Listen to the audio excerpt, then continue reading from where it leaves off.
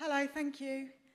So my name's Rose Kigwana. I'm the Chief Executive of Creative Future, and I'd love to give you a really warm welcome and thank you for coming today to the Creative Futures Writers' Day. We have a fabulous day planned for you, both in this room, in this beautiful room, and outside in the foyer, as you may have seen. We've got lots of very exciting publishers with stalls, so please do go and visit them and say hello. I'd like to start the day by introducing my colleague, Matt Freidson, who will give you an introduction to Creative Future.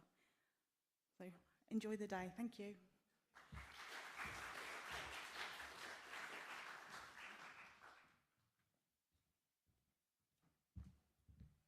Morning. Thanks for coming today. This event is part of the 11th Creative Future Writers Award. I'd like to let you know all about the program and to encourage you to enter in 2025. So the Writers Award is a free-to-enter annual competition. It's open from January to May. You can enter online by post or by email. The best way to find out about it is to sign up to our newsletter, which you can do in the lobby or on our website. We're looking for work that's unpublished in one category, so fiction or creative nonfiction up to 2,000 words, or poetry up to 50 lines. We don't actually check if you go over by a little bit, like about 5% or so. So yeah, please don't say, does it include the title? Does it include, my thing is 2,001 words. It's fine, please don't worry about it. Your entries can be shorter, which is another question I get a lot. That's fine, go for that. Short is good. The award is open to all underrepresented writers who are over 18 and live in the UK and haven't published a book in a literary genre. So that means a book of your own in poetry, fiction, or creative nonfiction, even if you're entering in a different genre, but it doesn't include publications in anthologies or magazines, or cookbooks, or if you wrote, Windows 95 for Dummies or whatever. It's a whole single author book. Each annual competition has a theme, but that's just a creative prompt. We just want to see your best work. The best way to get a sense of what we're looking for is to have a look at one of our anthologies, which you can see in the lobby or also on our website. So what do we mean by underrepresented? We do not ask for proof of this, and we've never turned anybody away for being not underrepresented enough. And if you feel that you don't actually fit into any of these categories and you're, big Coldplay fan or whatever, there's many other competitions, but at the same time, we try to keep this as open as possible to reach as many people as possible. So in addition to the competition, the awards program consists of a national and online workshop program and Writers in Residence program, which takes place across the country. Some of you, the Writers in Residence from this year, you'll hear from later today. We have very high-profile judges who help judge the award, like Lem Sisse, Carrie Hudson, Joel Taylor, Anthony Naxaguru, Dorothy Coombson. Showcase event, which was last night for the winners, and Writers' Day, which is, that's this. We publish the anthology. We give out £23,000 in cash and development prizes, and we provide ongoing opportunities, development, and support to the winners. Prizes. Prizes are provided by our really, really, really generous partners, of whom we have so many, it was really hard to jam all the logos up in there. And we support the winners for long term, as long as they need it, many of whom we've been seeing for years now. We provide a range of follow-up development opportunities from them. They teach all of our workshops. We give one-to-one support, and we champion their success. And as you can see, they all look really cool and gorgeous. But we didn't do that part. They already look like that. Finally, something that we're extremely proud of is that a third of our winners have gone on to publish books. And we think that that shows that there's a wealth of untapped talent out there that we're trying to bring to the surface. So if you have any questions, please come find me throughout the day. I'll be wandering around. I don't bite. And thanks for coming again. Cheers.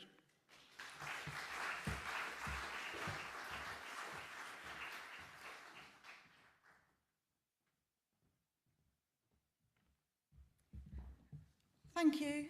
So our first speaker for today, I'd like to welcome Jack Hadley, Senior Courses Manager from Curtis Brown Creative.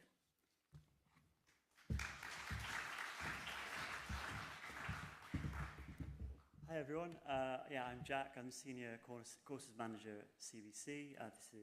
I'm Ruby, I'm the Courses Team Assistant at CBC. So really lovely to see you all here.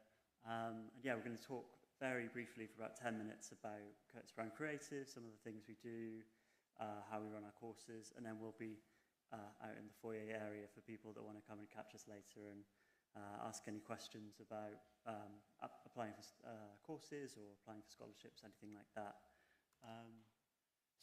Just to give some very brief background. So my boss, Anna Davis, she was the founder, she's still the managing director of Curtis Brown Creative. Back in the early 2000s, she was an agent at Curtis Brown, which is one of the big UK talent literary agencies in London. And she was also a novelist, and she over the course of 10 years published 5 books. And she was also teaching at Manchester Uni on the Creative Writing MA there.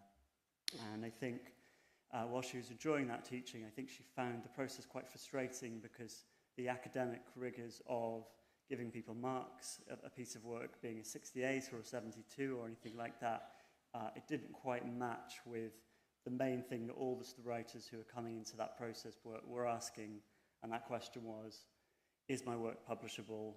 How do I get it to an agent? How do I take my writing to the next level so I can actually become a professional published author? And I think that she found the university setting didn't quite chime with that. She pitched the idea to Curtis Brown, and in 2011 they launched their first ever 3-month London course. It was in the offices where it used to be in Haymarket. The course went really well.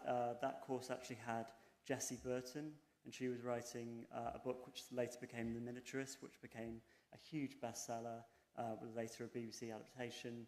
But on that course there were 4 other students out of the 15 who went on to get a major publishing deal. And it's grown slowly and steadily from there, really. We've now got 240 of our students who've done our selective courses have now gone on to get major publishing deals. So the most successful, most recent of those, you might have heard of Bonnie Garmus, who wrote a book called Lessons in Chemistry. She did our 3-month course in 2019. Her book was published in 2022. It was the biggest debut that year. It's now sold 7 million copies. It was an Apple TV series with Brie Larson, so that was an unbelievable success that came through the course. We've also had Jane Harper, who did our online course. She's probably one of the top Australian crime writers now. She wrote her debut, The Dry, on our online 3-month course. Amelia Hart's Wayward, mentioned Jessie Burton, and there are loads of others that I won't go into now. And also 2024, we've had lots of debuts, lots of big debuts coming through our courses. I'll pass on to Ruby. So our courses can be divided into 2 branches. We have the longer selective entry courses, and then we also run short open enrolment courses, which anyone can sign up to and take part in, and it's offered at a lower price point. So like Jack said, our original courses were novel writing courses, and these still remain our flagship courses. But we've since expanded to offer courses in mediums like TV, screenwriting, memoir, short stories, and poetry. So I think we've got a video about our selective courses, and Jack will say some information about them too. Cool, let's see if the video works. Finished draft, and from polishing to publication, we have been helping writers to achieve their potential since 2011. Hundreds of our students have become successful published authors, many of them represented by the Curtis Brown Agency.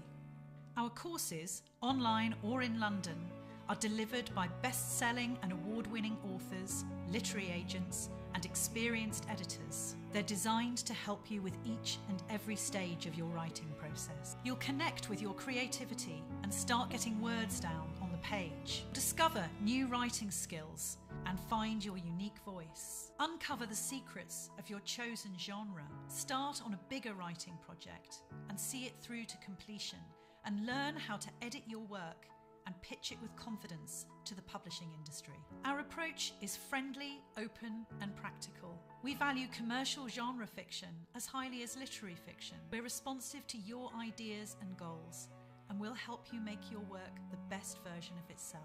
We aim to give all our students a great experience and the chance to connect meaningfully with other writers. Many students have found their trusted readers on our courses. Start your writing journey with us today.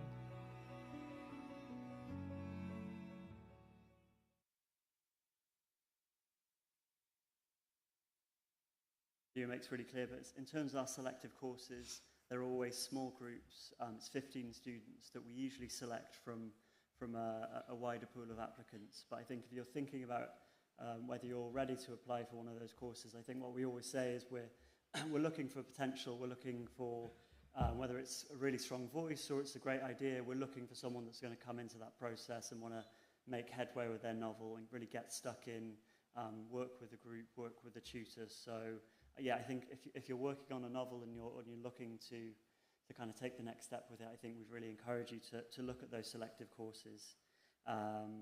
And all of our tutors are published authors, and they're either sometimes genre specialists, or they're literary fiction writers, or they work in commercial fiction genres. But yeah, as Anna says in the video, we're looking for writers across all genres, all types of writing, and yeah, so we'd really encourage you to apply. The other thing just to quickly say is the agents at Curtis Brown are really heavily involved in these selective courses. So whether it's coming in to do tutorials at the end of the course, it's coming in for guest speaker sessions where they'll speak to small groups of students and answer questions about the industry. They're really heavily involved. And then at the end of the process, we do share your work in an anthology with the agents at Curtis Brown.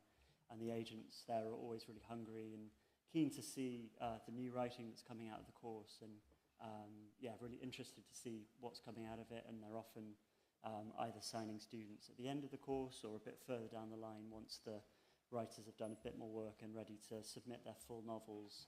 We kind of help them get that across to the agents. So yeah, again, any questions you've got about these courses, do come and chat to us at the end. And we also offer a growing range of online short courses. So these are the open enrollment ones, and these can sort of designed to take you from any stage of your writing process, from if you're just starting to write a novel to editing and pitching it. And then this video trailer should tell you some more about the short courses. Write what you're passionate about, what you feel the need to put on the page. In my own work, I've written a lot about class and the connection between class and culture and education. It's okay to embrace them, to write about the things that keep you awake at night. A short story is wonderfully irresponsible compared to the novel form.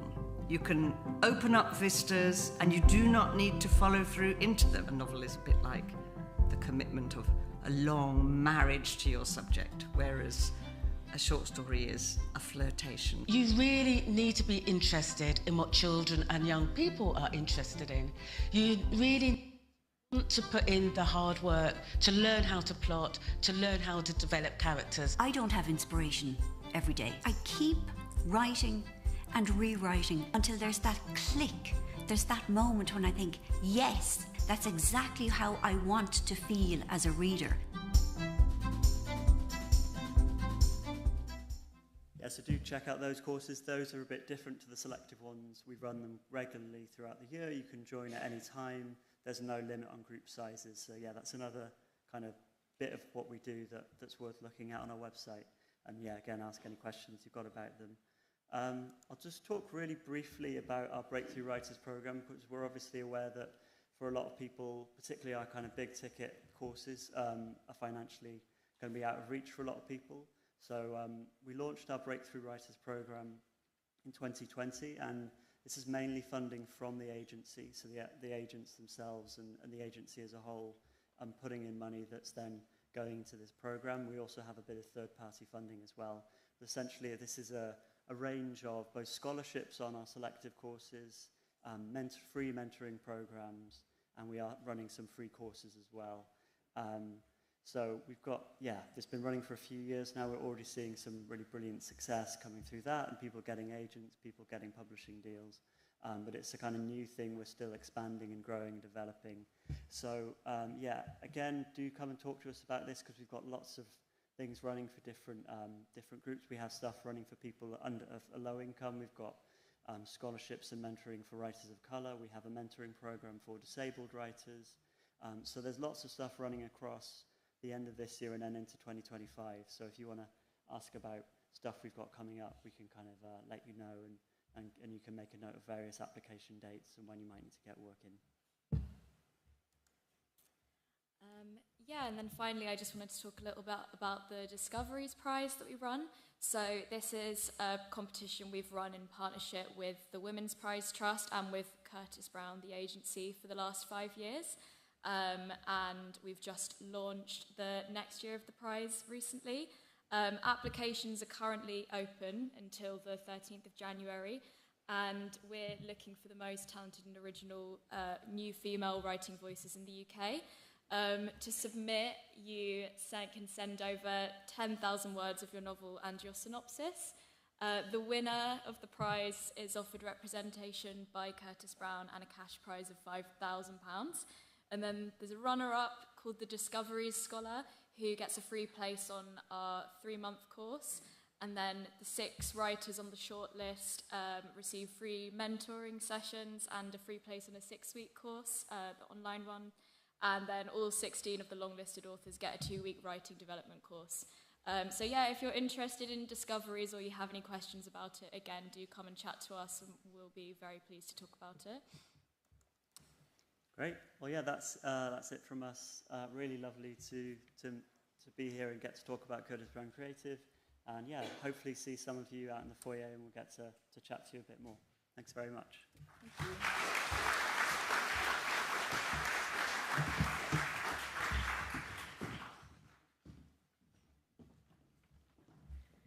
So thank you to Curtis Brown Creative. Next up we have Isy Mead, who is Artistic Director of Poetry School.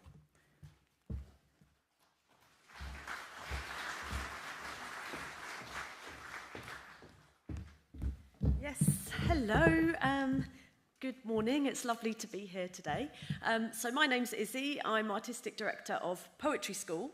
And because it's a poetry day, I thought I'd start with a poem. This poem is called Streaming, which is, you might have had when you were at school, which is where you rank students according to their ability. So you have set 1 for the top achieving students, you have set 2, set 3, set 4 for the bottom achieving students. So streaming. I'm in the bottom stream, which means I'm not bright. Don't like reading, can't hardly write. But all these divisions aren't really fair. Look at the cemetery, no stream in there. So that's by Roger McGough. So I thought I'd start by reminding us all of our mortality, to be quite nice and positive.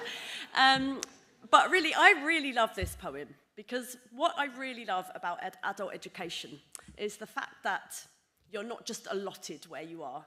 It's your choice to join a course if you want to join a course. Poetry is the most democratic of art forms. Everyone has something to say, and what everyone has to say is valued. And just like learning an instrument, poetry can be taught, and everyone has the right to have that craft taught to them. So Poetry School was founded in 1997 by 3 amazing poets, Mimi Calvati, Jane Duran, and Pascal Petit, with the idea that poetry can be taught and everyone should be able to access the craft of poetry. And at the time, this was quite groundbreaking, although there's lots and lots of workshops now. But we've been going since 1997 and have grown and grown and grown. So there are all sorts of courses, all different shapes and sizes. I myself, I've been a student since, about 2008 myself. So I've really got that kind of passion for the poetry school, as a student. And I know how wonderful and transformative it is. So we have courses which are 3 terms, so you have 30 weeks of courses, beginners, intermediate, advanced, but that's you deciding which kind of level you might be at. So there's entrance courses called Starting to Write Poetry. There's also one-day courses. There's also anything in between. So some may be really, really long and extensive with several intermittent, different meetups, and some might be just one day, some might be 3 weeks, and they're all kinds of shapes and sizes to fit everyone's commitments if they have quite a busy schedule. We're also a talent development agency, so the idea is that we create this glorious ecosystem where you're a student of poetry, but you can also become a tutor of poetry. So all of our tutors are poets. That's the idea behind it, that you've had that experience yourself and you're having that real insight, and therefore we're creating a kind of mycelium. And this is what really makes our courses wonderful and interesting, because as well as having one-to-one feedback sessions, a standard kind of this is how to write a sonnet session, craft sessions, and so on, we also really lean into the integrity of the poet, the individual poet, and they design courses themselves which they pitch. So this is an example of some of the courses that we've got going this term. So Birds and Birdsong Studio. This is something that's a one-off, but one tutor really had a passion for writing about that, and therefore they created a course behind it. And this is really amazing for our students too, because maybe they never thought about writing about birdsong, but by having that new encounter and that new perspective, that broadened their interest and it refreshed their writing. We really, really have a big emphasis on community. So you learn from the poets next to you, you learn from the poets who are teaching you, and you really experience that validation and that really high quality feedback that comes from being within this lovely community. So we have an amazing loyalty base. People come to the poetry school and they just book year after year because they know that these different insights, these different ideas for stimuli will help expand their writing too. We also have Campus, which is apparently, I have to say apparently, the world's largest social network dedicated exclusively to poetry. So it's, this might not be true. It was written a while ago. But it is a wonderful resource in which people from anywhere around the world can post their poems and people can respond to them, give feedback, and this is quality feedback from professionals in the industry and from very experienced students as well. As well as this, we do lots and lots of other projects. We have an MA in writing poetry, which started 10 years ago and has gone from strength to strength. And these are our tutors. It's taught by Glyn Maxwell and Meryl Pugh at the moment, and we also have guest tutors as well. And one of them, Roy McFarlane, who's just in the corner there, he's one of our alumni from the MA in writing poetry. This might seem a bit grand, but we do have a huge scholarship scheme, thanks to our generous funders, and we also make sure that 20% of our courses have bursary as well. And you don't need to have the evidence for the bursary, you just need to ask for the bursary on the poetry school. So we really, really want to open up to anyone who wants to write poetry and has the right to learn the craft of poetry, and that is everyone. We are an Arts Council charity, and therefore we have lots of community projects as well.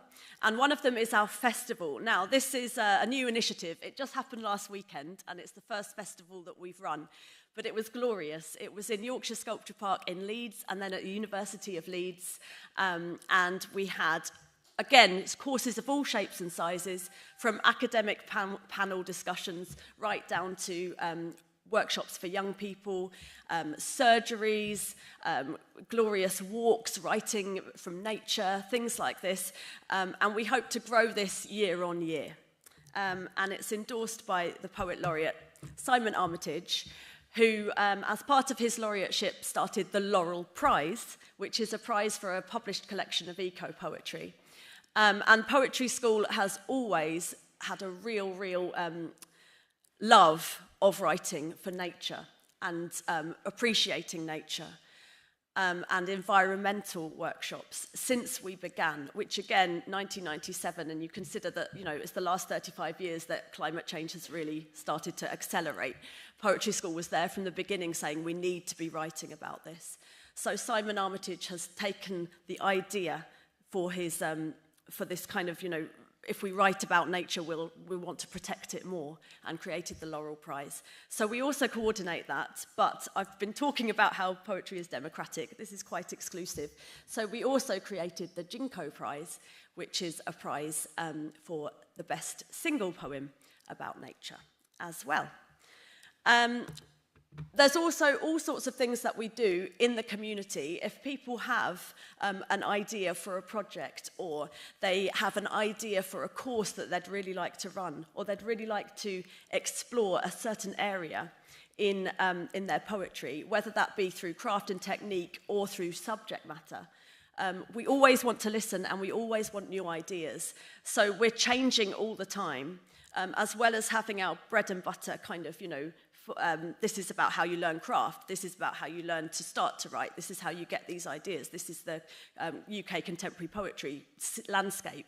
We also always want to have these idiosyncratic workshops as well, and we want to hear from anyone who has any ideas. So I really hope that you go on our website and look up Poetry School, because as soon as you get on there, you'll want to book something. Having said that, there's not much on there at the moment because we're mid through term. But our new spring term will be launched on the 5th of November, so not long to wait. And you will just be so inspired. You'll see, oh, I've never thought about writing about snow. I've never thought about writing about objects in nature, you know, and you'll just get so excited by it. So I really hope that you go on our website or come and find me in the foyer. I'll be around, and I'm wearing green because I've just come from the Laurel Prize last weekend where we all had to wear green. So do come and see me, and it's lovely to see you today. Thank you.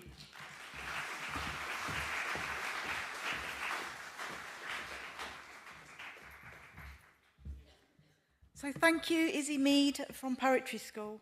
So next up we have Joey Connolly, who's Director of Faber Academy. Welcome, Joey.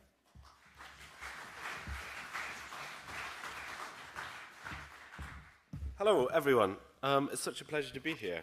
My name's Joey Connolly. I'm the Director of Faber Academy. I don't have any slides, so I'm just going to talk from the heart. I've been at Faber Academy for about 10 years, 10 years last Sunday, actually. And it's kind of been a really big part of my life for that whole time. And as a result, as I'm sure you'll all know with anything you're really passionate about, I'm capable of being quite boring about the subject because it's something I do every day. So I thought I would take a slightly different tack and not give a full rundown of everything we offer. I mean, I should say the very basics. Faber Academy is the creative writing school attached to the publisher Faber, which is 95 years old, is the publisher of people like Sylvia Plath, Kazuo Ishiguro, Natasha Brown recently, who is an alum of Faber Academy, Sally Rooney, many writers. You'll all know it, I'm sure. Faber Academy has been running about 15 years as part of the publishing house, of which I've managed to be around for about 10 years. Anyway, I feel like if you want to know the courses we offer, you can go on our website or come and talk to us outside. There's a whole range of everything. There's poetry, drama, novels, non-fiction. But faberacademy.com will give you that kind of information. So I'm not going to dwell too much on that now. What I want to do is talk about Faber Academy, our kind of pedagogy, our philosophy, our ideas, how we think about things. So 10 years at Faber Academy. I'm the director. It means I spend most of my time doing spreadsheets these days. But I am a poet as well. And everyone in the Faber Academy team is a writer, I think. So Tejasvi, who's with me on the stall today, is a literary translator. She's represented by Kanishka Gupta in India. We've got Lisa Murphy, Beth Bramling, and Sarah Sherwood are all write short stories. Sarah had a story in the Best Short Stories of the Year anthology recently. Kia Batchelor writes poetry and plays and songs. Marina our new Academy assistant, had their first book of poems with a press called Death of Workers While Building Skyscrapers Press, which is the best name for any publisher I've ever heard. So what I'm kind of getting at is that I think it's always been really important to me that Faber Academy is a kind of a community of writers. And that starts with the team, and it goes out to the publisher, and it extends to our students and our tutors. So we have about, as I say, 2,000 students a year, maybe a little more, and we have an alumni area online so everyone could kind of keep on meeting and keep on talking. And that's an incredibly important part of what we do. As a poet myself, by the way, we're contractually obliged to do this. I don't know if you've ever heard a poet talk, but they always do the same thing. They talk about the etymology of whatever they're talking about. So I'm going to do that. I don't know if my parents were teachers, worked in radical education, and there's an ongoing debate in that community about the word education. There are two possible etymological roots for the word. It could be either educare or educere. And educare means to fill up a kind of empty vessel with information. Educere means to bring out something that's already there. And that's the kind of principle, the latter of those, educere, that Faber Academy has been grounded in for a long time, this idea that there's not one correct way to write. There's no one can tell you the best sentence for your novel, but what we can do is create a community which allows you to develop as a writer, to find your voice specifically, and to have that talent and that ability and that perspective that's unique to you brought out from within. So I think that's absolutely essential, and I think that runs through all of our courses. As I say, any specific course you're interested in, there's a good chance that we will have it. Isy, who was talking just now, said the Poetry School doesn't have a lot of courses on their website. We've got loads, so you could just go on there. No, it's an honor to share the stage, by the way. I've taught at Poetry School myself. They have some of their workshops at Faber Academy, and I love what they do. Again, it's part of this community. I love days like this sense, I'm sure all of you in the audience are writers, and the idea we can kind of come on stage and share space with these other fantastic organizations is a real honor. Was there anything else I wanted to say? The scholarship program I wanted to mention a little bit. It's something we're still working on, but I'm really proud of the fact we managed to give away about £74,000 worth of scholarships over the last year, including to some people who've gone on to publish novels and some fantastic alumni. So the courses are paid, but there are lots of opportunities as well. So again, come and talk to us afterwards. We've got a stall with some nice chocolates on. I think that's all I wanted to say, really. I'm going to finish with a poem because it's a writer's day and we're all writers. And I wanted to kind of maintain an emphasis on the literary thing. My predecessor as director of Faber Academy was Catherine Heaney, the daughter of famous Faber poet Seamus Heaney.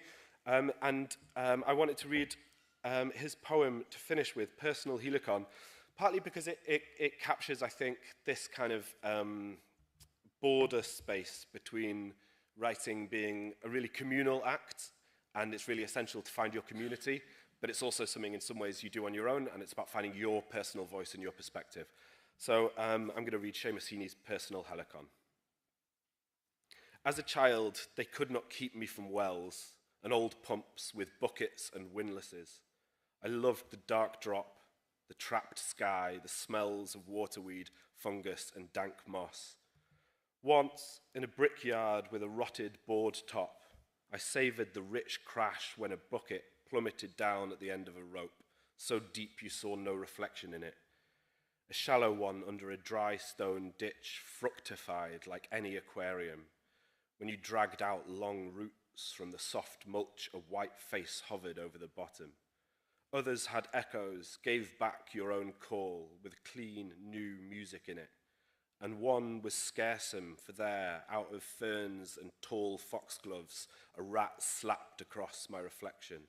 Now to pry into roots, to finger slime, to stare big-eyed Narcissus into some spring is beneath all adult dignity. I rhyme to see myself, to set the darkness echoing.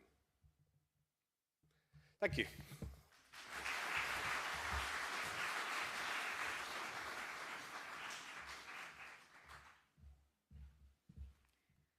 Thank you, Joey Connolly from Faber Academy.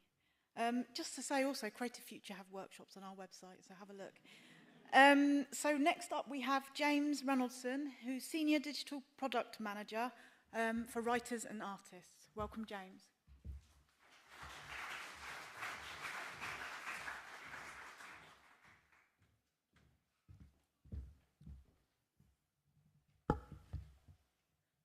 Hello. My name's James Rennoldson, and I'm product owner for Writers and Artists. We are there to put people in touch across the publishing industry. So I thought I'd take you on a bit of a tour of everything that we do. So that obviously starts with the yearbook itself. It was first published by A&C Black in 1906, and it's been in print ever since. So that 1906 edition cost 1 shilling and was an 80-page booklet containing details of just 7 literary agents and 89 publishers. The modern editions are now published by Bloomsbury Publishing. They include 3,500 entries made up of contacts from across the publishing landscape, accompanied by around 80 advice articles. That red edition there is over 800 pages, it's over 400,000 words, and it's collated each year by a team of 4 editors, and that editorial process starts every January before the book comes out every July. Public service announcement as well, they're in the foyer. They are such an affordable creative resource, and there's also a mountain of proofs out there which are free to a good home, so off you go and do that when you get a break. There's some more titles here from, very blurry 2025 edition, sorry, of our other titles. So yeah, there's a whole range of titles that we produce now on the creative and publishing process. I thought I'd leave this image in because it's quite a nice sort of way to illustrate the different things that you can get from the yearbook. You know, within those pages, there's a really good sense of the practical information that's in there. But what are the principles of the yearbook? So I see these as to be informative, which is information across all stages of the creative or publishing process. We have to be impartial. So yeah, Bloomsbury published the book, but and they own our website, but we take a holistic view of the entire industry. We're there to inspire, so that's loads of how-to advice and to demystify, really, the publishing process. It's also accessible, as I've said. It's relatively inexpensive for the breadth of information you get there, and it provides everything in one place. If it's of interest to the creative, it's of interest to us. If it's a valid aspect of the publishing process, then it should be covered, and we're a great resource as well for if you're hoping to forge a career within the publishing industry. So, here's the website, and that embodies those same principles. It's designed as a community platform for creatives. It's free to browse. Creating an account is free. We've got free, all of our writing competitions are free. It's an opportunity for you to share work with other writers that are involved within the community and participate in community discussions. Community is obviously a huge thing. And yeah, we've sort of got our sort of relationship with events and services are formed by the conversations we have with creatives. There's a ton of free advice content on the site as well, so it's probably quite difficult for you to see, but a lot of like the red tags and things on there are clickable, which helps you find other articles that might be of interest to you. And yeah, when you create a profile, we invite you to sort of add some creative interest tags to your profile, and then you get a sense, we get a sense of what you might want and populate the site accordingly. This is just an example of some other free resources we've got. So opportunities for underrepresented writers, we've got a huge list there. Again, that starts with the data held within the yearbook. Free videos, free writing calendar where you can share events of your own. Come and chat to us outside in the foyer and we can take you through all that sort of stuff. Full disclosure though, I'm afraid we are a commercial enterprise, so in order to keep the free stuff free, which is what we really want to do, then we need to be able to sell books, subscriptions, events, and services. What we've been careful to do, though, particularly with events, is we offer a real range of price points. So we've held events over the past year to two with starting at £1 or £5 for entry, and the proceeds of which have gone to charity. We've got some careers in publishing events which are at just £9, and our masterclass sessions at lunchtime start at £20. So it's all relatively affordable. We also work with organisations such as Creative Future, but also other literary organisations and charities where we offer audience-specific discounts. So it's well worth joining the site and keeping an eye on what we've got on offer. The same sort of thing applies to editing service as well. That's what we do. You can have a look on the website. We offer a real range of price points and, where possible, some financial assistance as well. So, which leads me on nicely to the Accessible to All initiative that we've got. So, yeah, we're obviously pragmatic about what we need to do to hit whatever financial targets we need to hit, but I think it would go completely against the grain of what we offer in terms of, if we go back to the principles of the yearbook, for us not to be able to make sure that what we do is available to the creative community as a whole. So Accessible to All was introduced a few years ago. We set aside £4,000 each year for financial assistance towards events, courses and editing services. So alongside that, the free access, the free writing competitions, and we're sort of very keen to run payment plan options as well. We do what we can to make sure that everything we do is available to as many people as possible. Which takes me on to this last point, which I think would be of real interest to you guys if you're in the midst of seeking literary Asian representation. Agent Pages is a new subscription area of the site. It goes beyond what we do within the yearbook itself. So that's 500 pages dedicated to literary agent profiles. And it's really been a catalyst for change in terms of our pricing model for subscriptions. Again, you can take a look on the website, but yeah, it's super affordable. Pricing just £11.10 for a 3-month subscription to what is a core subscription, and then you can add on Agent Pages, which is just £2.80. So yeah, a really great way for you to take that next step when it comes to the publishing process.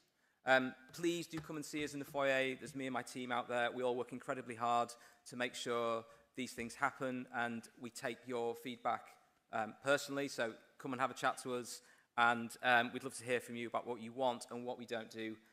We're open to suggestions. Thanks for your time today, and have a great rest of your day.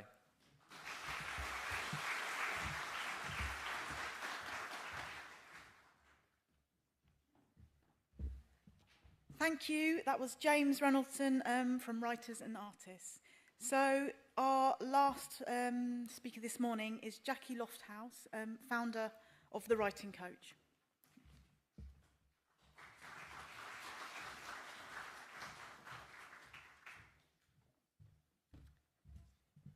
Hello, it's so good to be here and to be in a room with so many writers, which is always just incredibly wonderful space to be in. And at the end of the day, it's very much about you guys here and what you are individually producing as a writer. And just to introduce myself, I'm Jacqui Lofthouse. I'm originally a novelist, published with Penguin and Bloomsbury back in 1995, 2000. And I trained after that as a life coach in those days when that was a kind of new thing. And I was going to keep it really separate from my writing, but inevitably what happened is that I attracted people who were writers. So the Writing Coach was founded, and what we're really about is very much about the holistic sense of who you are as a writer. So we have a coaching-based approach. We offer mentoring for writers. We also offer manuscript assessment, and everybody today has talked about community. I'll talk about ours as well, which is called the Literary Community and how that works.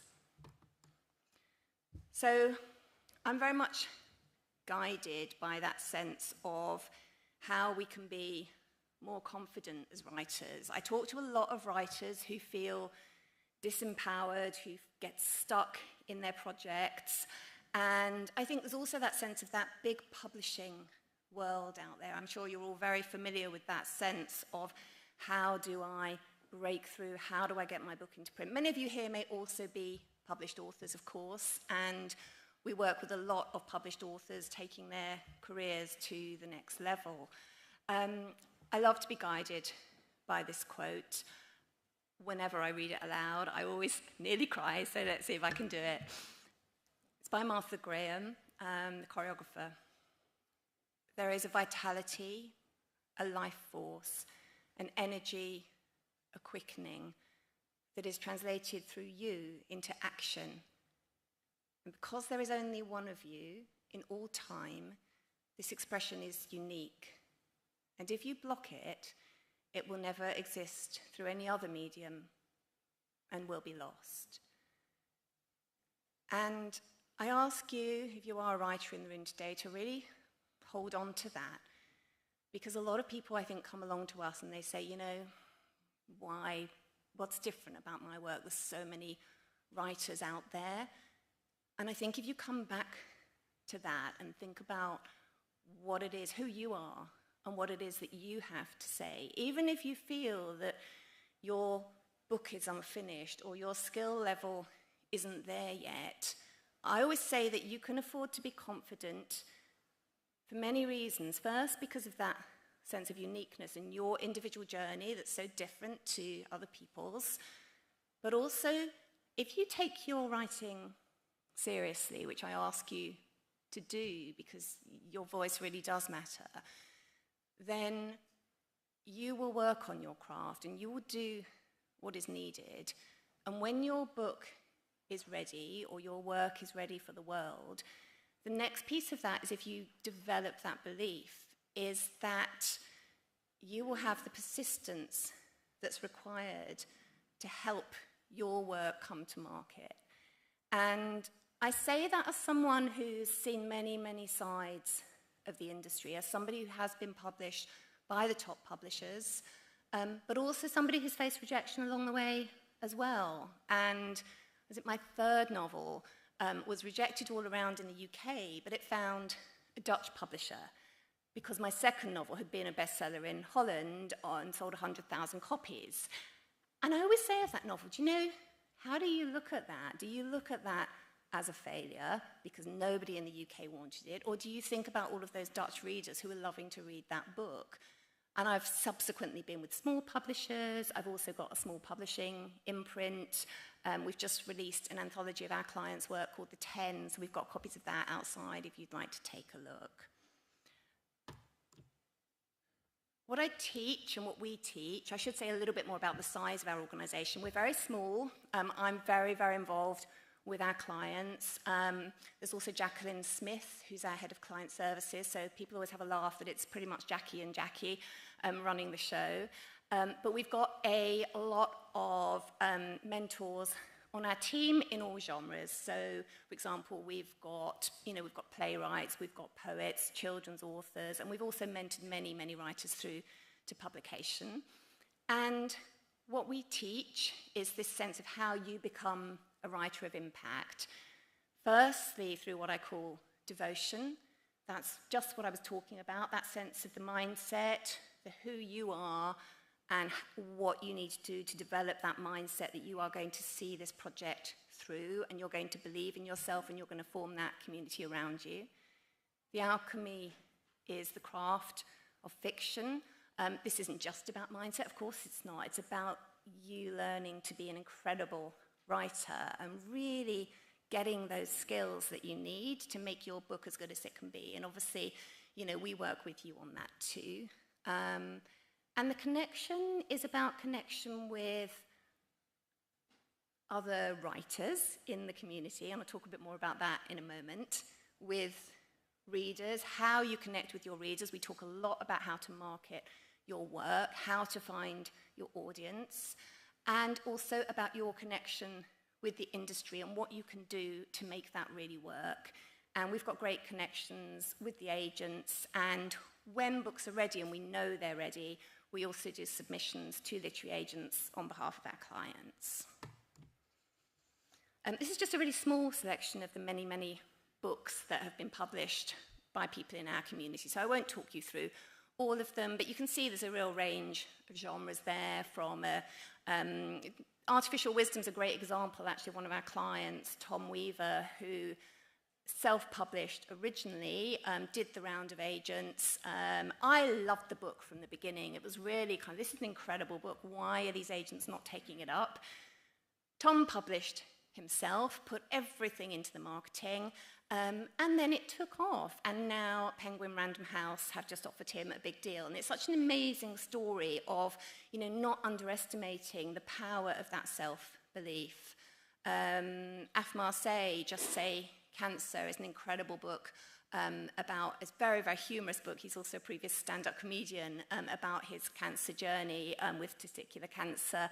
But it's really written for men. And again, he's done wonders bringing that book out. But we've also got the more traditionally published books, which I'll talk about later. We've got Julia Crouch with Cuckoo, for example. You'll see a bit more about her in a moment. Dark Water was published through my imprint, Nightingale Editions. Judith May Evans, Colours of Sienna. Lots of wonderful, wonderful books there. Something that we, I think, do like to do differently is, because we're small, we can have that individual connection with the writers that we work with. So some of these images here are, we have outings, basically. So the one on the left is a trip we did to Kew Gardens with our clients. Also, the one on the right was a subsequent trip to Kew Gardens. I live fairly near to there, so it's a really lovely place to meet writers, to get to know them. And the top right, that's Ari and Judith. I think Ari's watching today. Maybe Judith is too. Hello, if you're watching from home.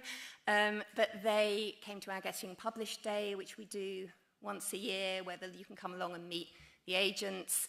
And the one in the middle was just a general literary community day out. We went to the National Portrait Gallery. We had a spot of lunch, a lovely walk in St James's Park. So our community is very much a sense that I do get to know the people that we work with, and I'm really, really behind their individual journeys.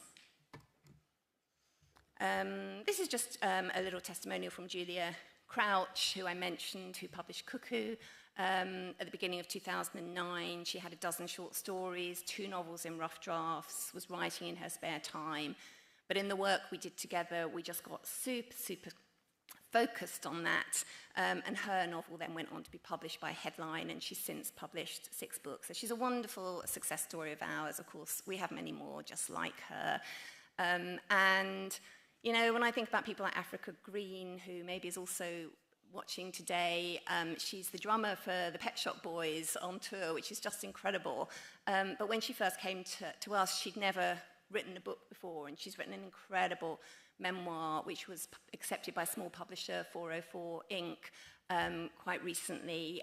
It's quite a complex story, but we're just incredibly proud of her for getting her truth on the page. And she'll say herself, you know, when she came to me, she just had sort of GCSE English. I think maybe she didn't have that, or she did just have that, but she hadn't taken her education in writing further, and it's just been such a wonderful journey.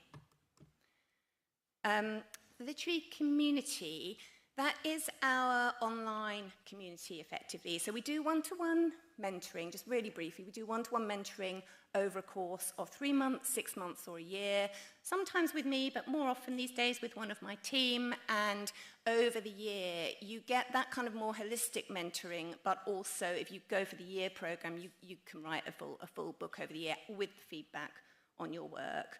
We also do one-off manuscript appraisals, but the literary community is, I'd say, the heart of what we do. It's a monthly membership. There's an online literary salon. There are live classes mainly with me, but maybe 2 or 3 a month will be with me, a couple with our other tutors in specific genres, aspects of craft.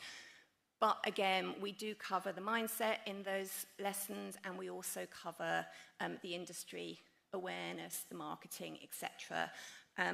And some people take that to the next level and join the mastermind, which also has more classes in industry. It's got a small pod of 7 writers, so you get to know your pod really well, and extra feedback on your work. And I don't have a slide for it, but we also have a small membership, Scribe, where you get write-ins every week. You get to come along and write live with us. So if you've got problems with, or issues or challenges, I should say, with accountability, it's great to just come along, write live with us on Zoom once a week, and also chat in the salon. And you can always ask me many questions in the salon. And Scribe's just £7 a month. It's a really good starter place if you want to, to join us and be part of our community.